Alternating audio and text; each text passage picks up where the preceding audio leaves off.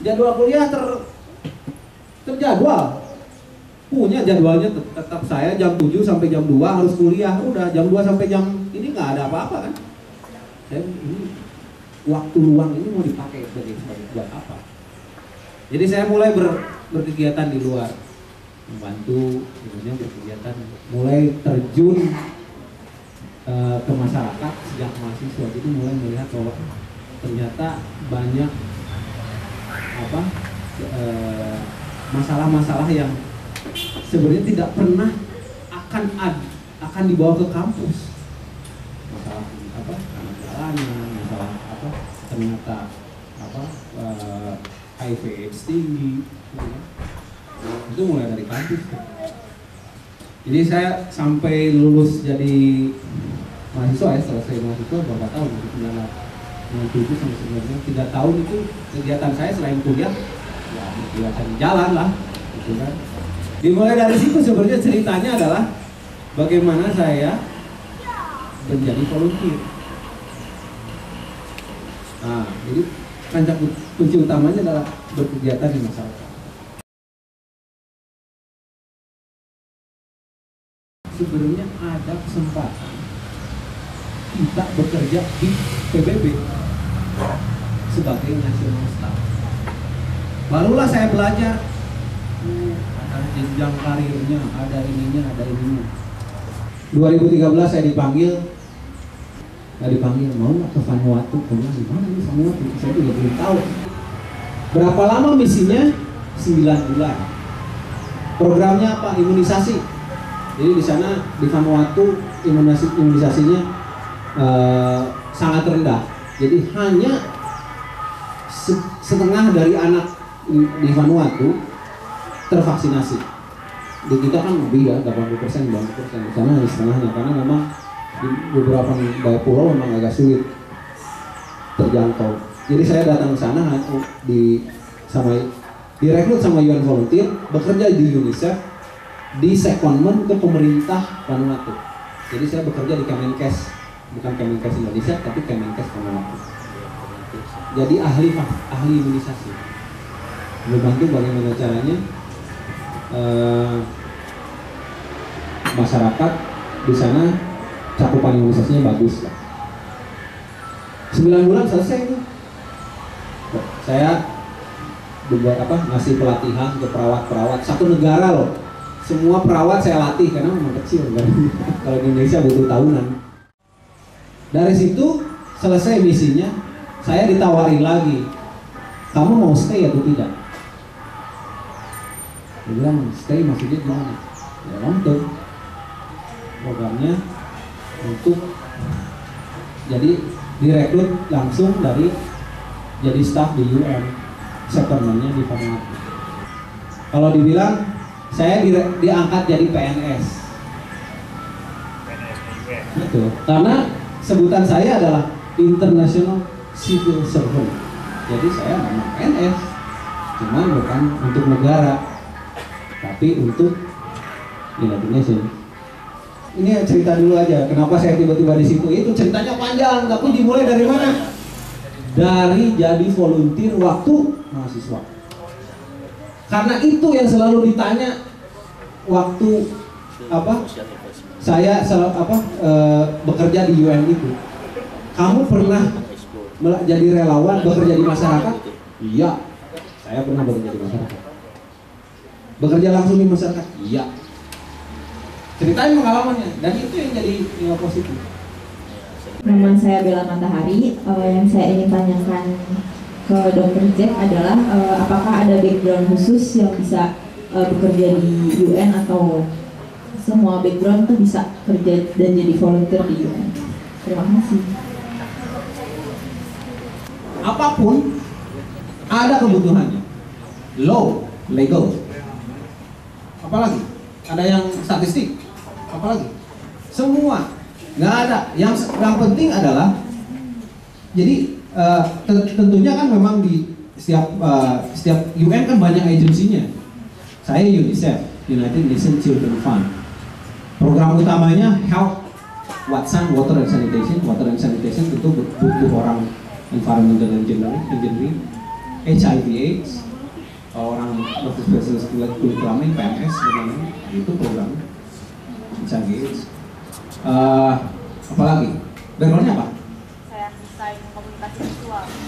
Communication jelas. Saya bekerja juga dengan teman saya yang orang Fiji, dia backgroundnya desain grafis. Kenapa?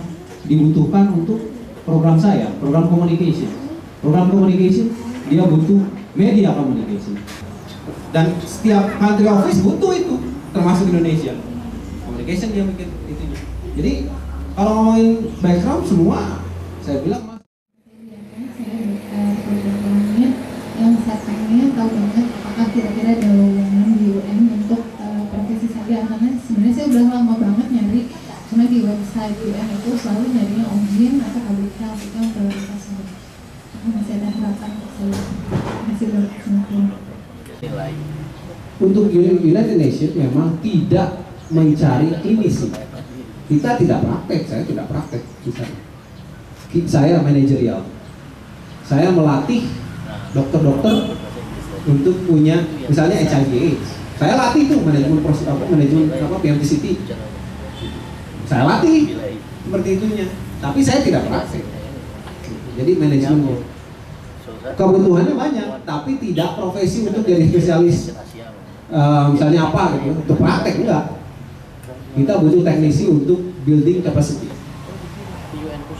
atau melakukan pelatihan, membuat dokumen, building capacity government, gitu kan, pemerintah yang kita dampingi. UN agency, UN, PBB bertanggung jawab terhadap member state. Member state itu yang anggota ya negara butuh apa kita harus provide. Saya di Vanuatu, begitu Kemenkes Vanuatu bilang, we want you to train our health workers. Kita butuh bapak atau dokter untuk melatih semua perawat di sini bagaimana caranya melakukan vaksinasi yang baik. Kita harus sediakan karena kita memang support terhadap member state. Kenapa saya ada di sana? Gitu. Masalah desain grafis banyak yang dibutuhkan. Tiap agensi malah punya. Communication for Development adalah salah satu program utama UNICEF. Communication for Development. Saya ke India nanti besok sebenarnya nanti. Salah satunya adalah pelatihan itu, Communication for Development. Bagaimana membuat sebuah program komunikasi untuk development, untuk pembangunan. Bukan untuk advertising, tapi bagaimana caranya. Yang paling gampang adalah bagaimana caranya. Sebenarnya yang paling di Communication for Development adalah behavior change communication. Itu apa? Program utama UNICEF dan banyak UNDP, WHO. Cari Communication for Development, skopingnya banyak, orang komunikasi. Dokter, jangan ngomongin spesialisasinya, tapi ngomongin manajemennya, teknikalnya. Benefitnya kerja di UN, seperti apa benefitnya? Kemudian kalau melihat dari background pendidikan, saya pernah baca profil Kang Jack kan itu pernah masuk ke scholarship juga ya Kang ya, kalau nggak salah. Bisa diceritain nggak Kang, maksudnya alur bagaimana Kang Jack mendapatkan scholarship itu seperti apa gitu. Oke, itu aja sih, terima kasih Kang. Selamat sore. Yang pasti good and fair. Saya bilang good and fair. Karena setiap negara, kayak saya misalnya di Vanuatu, sebelum Anda dikasih gaji, dia akan menghitung dulu living cost per keluarga berapa. Dia akan hitung sehingga kita punya kehidupan yang nyaman.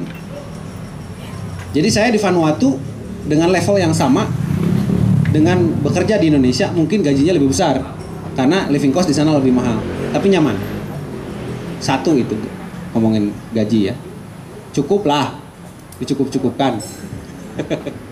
Cukuplah untuk pulang rutin ke Indonesia. Cukup untuk hobi Land Rover lah. Untuk national staff, saya terus terangnya, national staff untuk profesional pertama kali masuk itu tahun 2005 gajinya adalah $1.200. Tahun 2005. Sekarang mungkin dengan inflasi dan lain-lain mungkin naik 1.500 lah. Level pertama masuk profesional ya. Untuk profesional, bukan, kan ada beberapa yang admin itu sekitar mungkin pertama JS5, JS6 8 sampai 800 dolar per bulan. Per bulan itu national, international staff dimulai dengan P2, professional staff, gajinya 4.000 dolar. Itu belum dihitung ada namanya kompensasi. Saya di negara Vanuatu misalnya dihitung lagi berapa living cost-nya gitu. Jadi nanti dihitung 4.000 tuh nanti dinaikkan sekian persennya misalnya. Untuk awal. Kalau sampai di atasnya ya segitulah. Nggak cerita. Tapi cukup. Kedua adalah benefitnya. Anak saya dapat education grant. Jadi anak saya mau sekolah di mana saja dibiayain.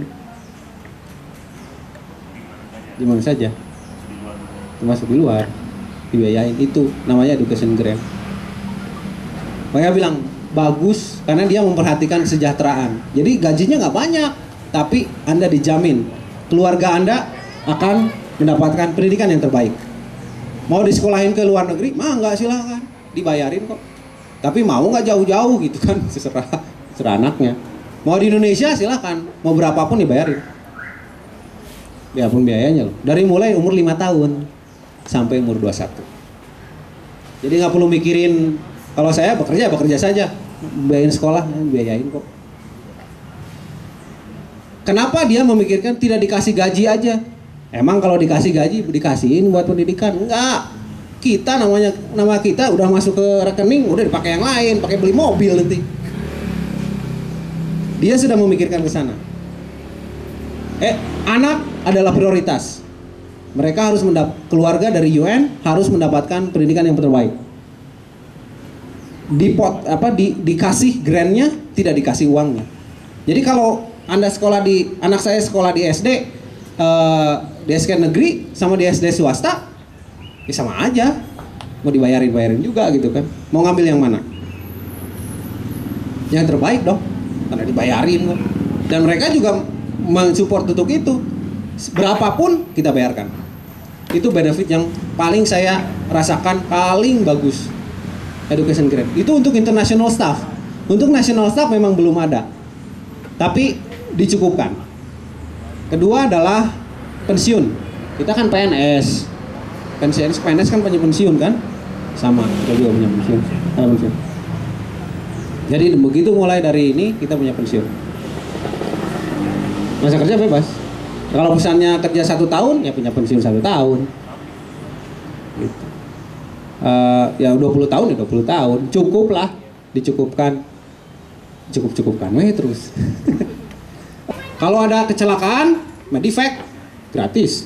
Misalnya kayak tabrakan, misalnya di Vanuatu, medifek ke Australia, dibiayain. Ada insuransinya. Apalagi ya? Buat saya bukan hanya ini ya, kenapa saya betah? Environment-nya sangat baik. Jadi saya kerjakan working hours-nya 8 to 5 ya. Tapi Jumat saya setengah hari. Bos saya kalau lebih jam 5 udah mulai. "Woi, ngapain lu di sini? Balik. Ngapain lu kerja? Kerja lu 8 sampai jam 5, that's it." Lebih dari itu buat family. Saya Dila, saya mau bertanya mengenai kesempatan di UN Volunteers. Karena saya ini background-nya sebenarnya kimia, tapi selama 3 tahun terakhir ini emang lebih senang ke community development. Nah, sebenarnya kalau misalnya untuk jadi bagian dari UN Volunteer itu yang dilihat diutamakan tuh adalah background pendidikan kah atau kepada experience? Karena kalau bicara soal itu saya udah muter balik lah, udah cutting the bridge dengan kimia kayak gitu. Terima kasih.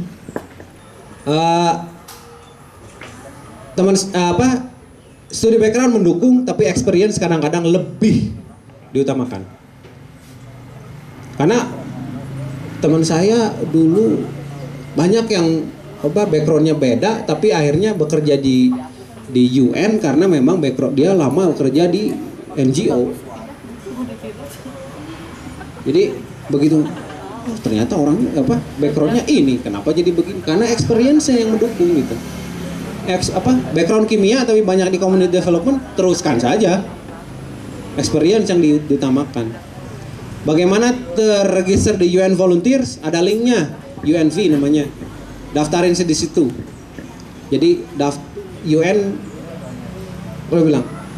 Yang jadi utama adalah, ini orang PBB nyari orang, dan ini orang-orang nyari pekerjaan di PBB, nggak ketemu. Karena apa? Channelnya salah. Yang ini ke sini, yang ini ke sini. Harus dipasin. Dan informasi itu memang nggak banyak orang tahu. Memang harus sharing. Kayak saya tahu karena saya pernah mengalami itu. UN Volunteer. Daftar. Ada, bos. Nanti saya kasih linknya aja di sini. Ada. Kalau ada display nanti kasihnya di situ. UN Volunteer. Daftar rosternya. Sell yourself katanya. Jual diri Anda. Memang harus begitu. Nggak bisa kayak orang Indonesia. Orang Indonesia kenapa underrepresentative? Karena nggak bisa jual diri. Ya bukan jual diri, apa ya maksudnya? Bagaimana promote yourself? How to promote yourself? I've done this. I experience to do this. Orang luar itu jago banget. Dan itu yang jadi, gue bilang, gilanya orang baru umur 25 udah levelnya tinggi banget. Dia ngomong, bos. Mau nggak mau kita kalah di situ. Saya Muhammad Aminuddin dari Jakarta. Yang saya mau tanyakan itu pertama, untuk masuk ke dalam UN sendiri itu apakah untuk seleksinya itu harus seleksi murni atau misalnya kita minta rekomendasi dari seseorang bisa masuk atau tidak gitu. Dan yang kedua pertanyaan yaitu saya ingin menanyakan tentang gelar Dr. Jack sendiri itu dapat dari mana atau background untuk apa gitu. Dijelaskan. Terima kasih. Assalamualaikum warahmatullahi wabarakatuh. Ini apa? Foto atau ini? IPH. Saya sekolah S2 di Liverpool. Spesifik. Karena saya tahu mau bekerja di mana dan saya mau bekerja di apa. Saya ngambil International Public Health and Humanitarian Assistance. Spesifik. Jadi IPH itu adalah International Public Health and Humanitarian Assistance. Udah tahu saya mau kemana kan? Kenapa ngambil itu? Karena saya pengen ke situ. International Public Health memang dibutuhkan untuk technical. Humanitarian Assistance memang dibutuhkan untuk UN. Banyak sekarang memang di luar negeri udah spesifik ke sana. Kenapa? Kebutuhannya banyak, nggak ada yang feed in. Universitas hanya menciptakan sarjana yang general, too generic, susah nyarinya. Terlalu general. Sementara kita butuh orang-orang yang berkompetensi khusus. Jadi saya ngambilnya yang ada cuma ada di Liverpool. Oh yaudah saya ke situ aja. Selain karena saya pecinta Liverpool. Itu mah double benefit. Licik. Jadi bisa nonton MU Arsenal, bisa nonton Liverpool Arsenal, dan punya kenalan tiketing di Liverpool ke Anfield. Jadi setiap tiket gampang. Apalagi foto, ini gambar foto atau itu aja? Oh, tadi soal apakah bisa pakai rekomendasi? Oh, oke. Reference tentunya pengaruh, tapi di akhir. Jadi, oke, prosesnya adalah biasanya UN kan posting UN jobs vacancy. Tentu Anda harus apply. Pertama, Anda harus punya cover letter yang bagus. Sangat spesifik. Cover letter. Anda harus meyakinkan si UN bahwa Anda adalah orang yang cocok untuk posisi itu. Kan ada nih technical. Saya adalah cocokan. Jangan terlalu general. Harus spesifik. Karena mereka butuhnya juga orang spesifik. CV jangan panjang-panjang 10 halaman gitu. Nggak akan dibaca, saya bilang juga. First 2 sentence summary of your kompetensi ya, summary of your CV. Apa technical background lu apa? Kenapa cocok dengan ini? Dipaskan saja. Mereka butuh orang design communication for development. Sesuaikan, Anda punya nggak dengan situ gitu kan? Disesuaikan. First 2 sentence. Jangan berebet 10 halaman. 2 halaman juga cukup sini mah. Karena shortlistingnya di situ. HR itu nggak pernah baca, nggak baca. Ribuan yang daftar, apalagi internasional. International posting yang daftar dari seluruh dunia. HR saya, teman saya yang di HR di Fiji, dia bilang, kalau international staff yang daftar 1 posting berapa? 10.000 mau di shortlistnya gimana? Mau dibaca semua butuh 3 bulan 7 bulan gitu. Enggak, first sentence, oh ini anak cocok, shortlist, masuk, out, in, out, baru dapat sekitar 500 in, baru gitu shortlisting. Jadi hanya pengaruh beberapa sentence saja. CV, rekomendasi di akhir. Begitu Anda selesai, begitu Anda shortlist, wawancaranya adalah kompetensi base. Kompetensi base itu adalah yaitu misalnya ditanya drive for result, commitment. Nanti ditanya pengalaman Anda bekerja di sebuah daerah, misalnya di daerah yang sulit. Nanti diceritain experience-nya. Anda kompetensi nggak? Kompeten nggak di situ? Misalnya dia akan diposting di Papua misalnya. Mau nggak mau ya harus komit terhadap daerah tersebut kan? Jauh dari ini gimana? Jadi tanya, apakah Anda pernah bekerja jauh dari tempat tinggal? Ditanya begitu, ceritakan. Competence based interview. Tidak bertanya, Anda IPK berapa? Enggak. IPK. Nggak ada IPK ditanya. Makanya aku bilang, kampus nge-push IPK 3 yang begitu masuk ke real world-nya ditanya juga enggak. Yang kita bicarakan adalah soal kampus dan mahasiswa. Dan ketika Dr. Jack memulai sesi diskusi tadi, Jack juga bilang ini soal start dari aktivitas mahasiswa. Jadi saya pikir berbahagialah yang dulunya mantan aktivis, pernah berkegiatan, berorganisasi, karena tadi semua kompetensi yang tadi di require di UN pun semua base-nya ada di organisasi, nggak ada di kelas. Hanya ada di organisasi dan di masyarakat. Sesuatu yang hari ini mungkin agak sedikit langka di kampus, karena kampus hari ini kalau 5 tahun nggak lulus harus DO, ya 5 tahun nggak lulus harus keluar. Kedua, orientasinya udah pastilah NKKPKK ya, SKS, kemudian entah kenapa lah kayak kira begitu situasinya. Jadi jangan lihat Jack hari ini sudah kemana-mana, punya paspor diplomatik, kekebalan diplomatik dan sebagainya, experience dan sebagainya. Lihatlah bagaimana sebenarnya di awalnya beraktivitas memulai, yaitu mengembangkan empati, solidaritas, kemudian bekerja untuk sosial dan seterusnya dan seterusnya.